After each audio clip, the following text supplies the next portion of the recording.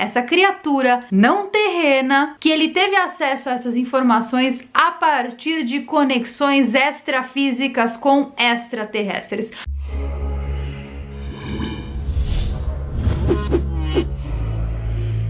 Oi gente, tudo bem? Para tudo para assistir o vídeo de hoje, sejam muito bem-vindos a este canal. Eu sou Carol Capel, a sua cabeça alienígena flutuante favorita.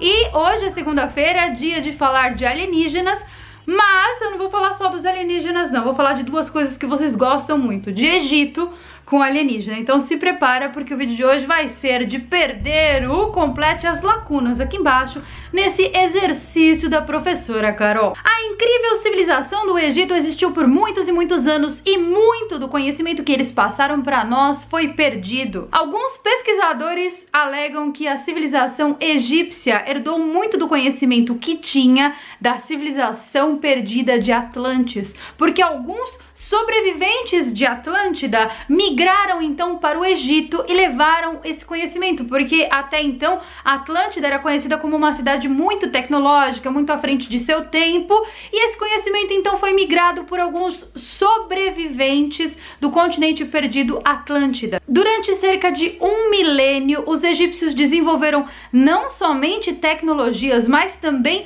uma espécie de contato muito esquisito com o lado oculto, vamos dizer assim, com o lado sobrenatural, bem como o contato com alguns deuses esses inclusive que viveram aqui nessa dimensão juntamente com o povo egípcio. Então não era só o contato com aquilo que era invisível, mas também o contato físico com algumas criaturas estranhas. O conhecimento que eles tinham com o contato com o sobrenatural e com o invisível é tão forte, mas tão forte, que a civilização moderna nos dias de hoje não conseguimos alcançar e nem chegamos perto da quantidade de conhecimento que eles tinham há milhares de anos atrás. Isso é muito estudado pelos pesquisadores e cientistas, e eles acreditam que todo esse conhecimento foi passado aos egípcios por uma criatura muito misteriosa e curiosa, não humano. Carol, o que ele era? Esse ser era chamado de Thoth, ou Thoth,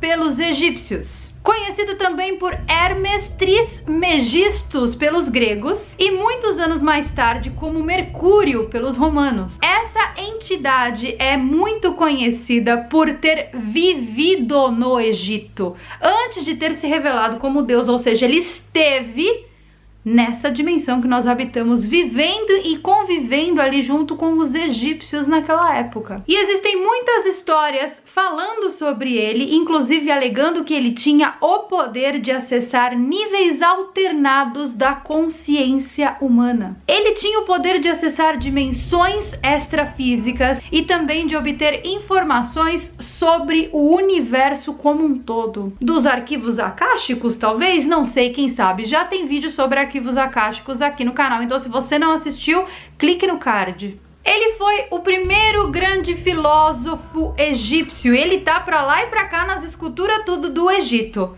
Ele era pop. E obviamente, evidentemente, assim como a gente fala no nosso Momento Cortella, no meu podcast que eu tenho com a Morial, Quinta Dimensão Cast, então se você não é inscrito ainda, também deixarei no card, é super divertido, vão lá escutar. É um podcast pra você escutar assim quando você não estiver fazendo nada, de boa, lavando louça, fazendo uma faxina, então se inscreva lá no Quinta Dimensão Cast e aproveite, tá? Então, evidentemente, como diz o Momento Cortella, ele era um ser muito importante para a civilização egípcia. Thoth foi considerado o responsável por ter nos dado de presente a escrita e a arte da preservação da espécie através da projeção da consciência. Nos desenhos e papiros deixados pelos egípcios, os historiadores chegaram à conclusão de que este ser aí, ele obtinha essas informações extrafísicas quando ele estava numa espécie de transe meditativo profundo. E com essas informações ele escreveu muitos livros e muitas tábuas, incluindo a mais misteriosa de todas, também conhecida como Tábua da Esmeralda ou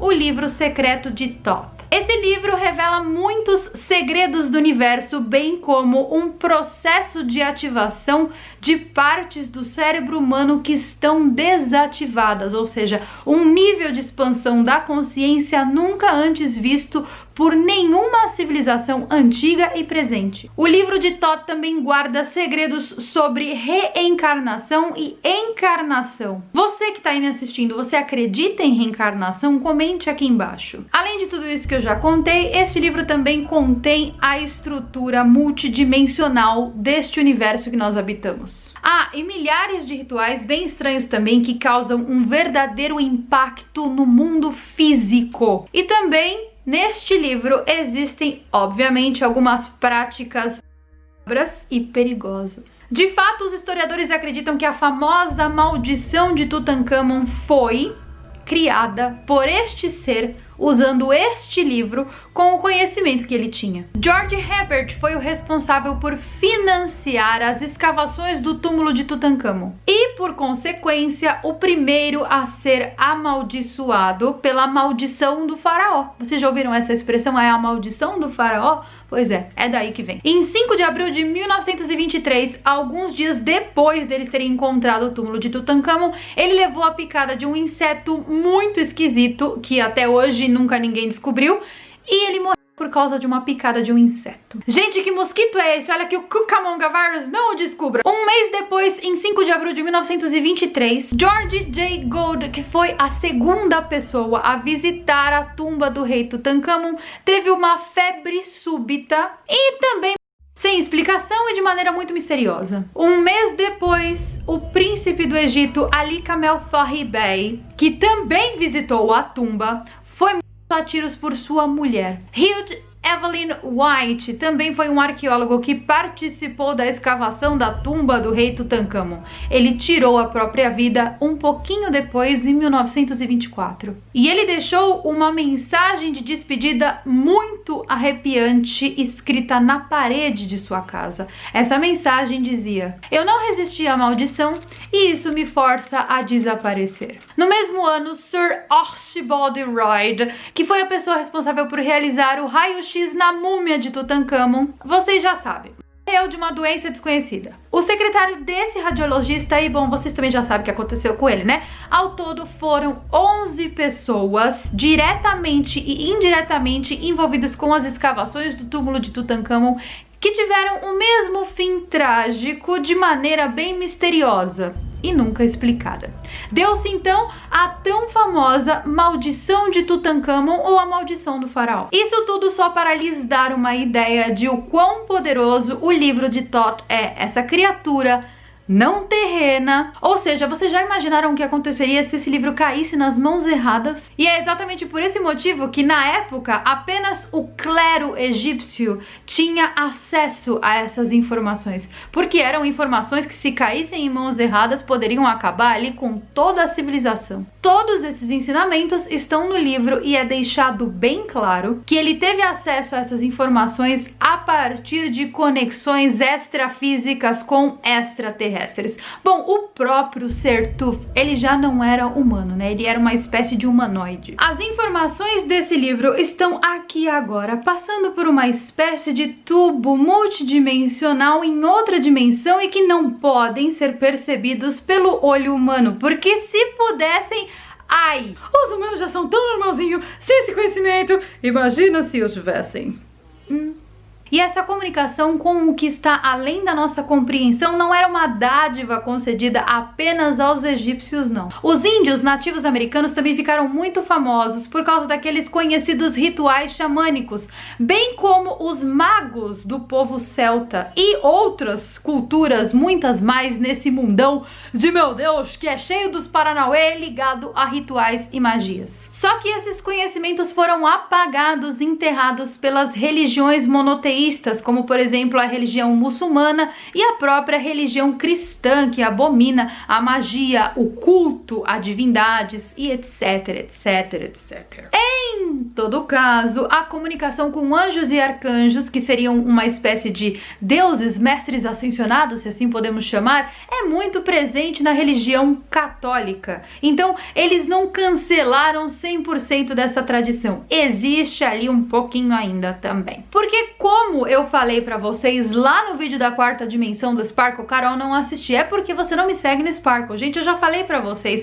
No Sparkle eu falo tanta coisa, mas tanta coisa. Se vocês acham que vocês ficam doidos aqui com esses meus vídeos aqui, e isso aqui é só a casquinha, vocês precisam ver o miolo. Então me sigam lá no Sparkle, o link vai estar aqui no comentário fixado. É só clicar, fazer o download de um aplicativo que é 100% gratuito, me seguir na comunidade, o que eu não posso falar no YouTube. E tem tanta informação lá pra vocês, tem tanto conteúdo legal, além de, obviamente, ter aulas de inglês gratuitas, que você pode fazer na tua casa e no teu celular, assistindo-me de graça.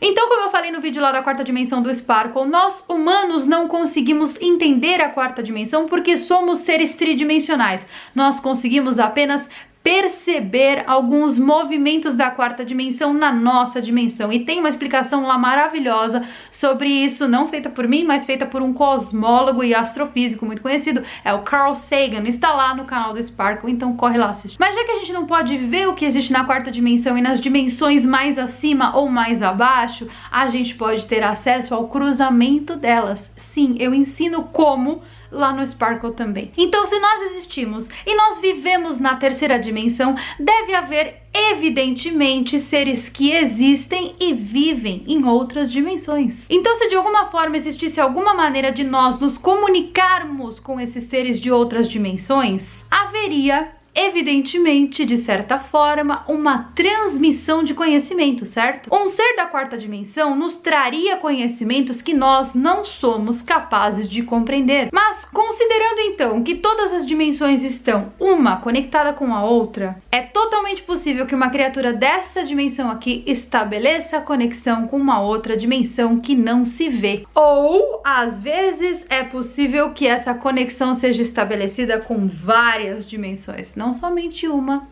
não somente duas, mas várias ao mesmo tempo. São apenas hipóteses, hein? Aparentemente, esta criatura, o Thoth, ele estabeleceu essa conexão e transformou todo o conhecimento que teve em informações. E dizem que ele escreveu vários livros, não só esse conhecido como a Tábua Esmeralda, mas muitos outros. Para os egípcios, ele era muito, mas muito importante, porque ele era realmente a ponte de comunicação entre os egípcios e os deuses, ou seja, entre o que existe, o visível e o invisível. E essa criatura obteve vários conhecimentos de outras dimensões sobre medicinas, artes, arquitetura, cura de doenças, ascensão e equilíbrio, filosofia, geografia e muitas outras coisas que, se eu ficar aqui listando, nós vamos ficar aqui até segunda-feira da semana que vem. E se eu disser pra vocês que este ser tinha a habilidade de se comunicar com animais e influenciar animais a trabalharem juntos com os egípcios. Os egípcios utilizaram o conhecimento dele para estabelecer ordem e controlar os animais. E controlar humanos também, por incrível que pareça. Não é à toa que o símbolo mais famoso egípcio é o olho de Horus, The Horus Eye, que também contém o mesmo formato da nossa glândula pineal. E aqui no YouTube já tem vídeo sobre a glândula pineal. E para saber como desbloquear a glândula pineal, tem vídeo lá no meu Instagram, que é Carol Capel Oficial. E o nome do vídeo é Como Descalcificar a Sua Glândula Pineal. Deixarei o vídeo da glândula pineal no card, aqui em cima.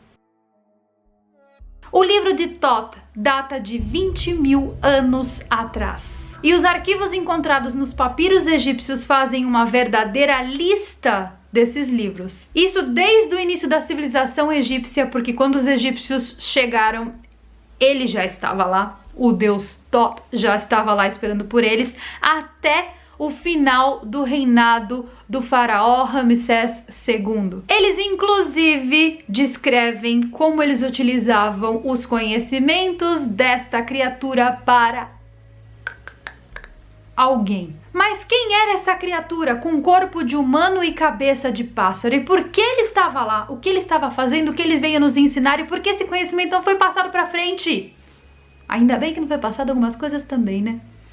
Vamos agradecer Bom, eu sei quem era, mas eu não posso falar aqui, obviamente. Então, se vocês quiserem saber, me sigam no Sparkle, o link estará aqui no comentário fixado. E me peçam lá no último vídeo, Carol, fala sobre aquela criatura com corpo de humano e cabeça de pássaro, quem era ele? E eu faço a continuação desse vídeo, porque esse aqui já está muito grande. E é isso, gente, eu espero de verdade que vocês tenham gostado. Vocês geralmente gostam quando eu falo de Egito e a ligação estranha que existe entre aquele povo e a galera lá de cima, lá de baixo, lá do lado, lá do outro, não é mesmo? Vocês gostam de saber. Então, se vocês gostam, gente, egípcios e deuses tem um monte, cada um na sua função, cada um no seu quadrado. Posso lhes trazer aqui todos em ordem, fileirinha, se vocês gostarem, tá? Então, se você gostou, não se esqueça, deixa um like, se inscreve no canal se você for novo, comenta aqui embaixo, comenta se você acredita em reencarnação, comenta se você acredita que esse livro está guardado por alguma força suprema ou por algum governo. Já pensou, gente, se algum governo tem a posse desse livro e está usando esse livro para manipular o resto da humanidade? Olha, não duvido, viu?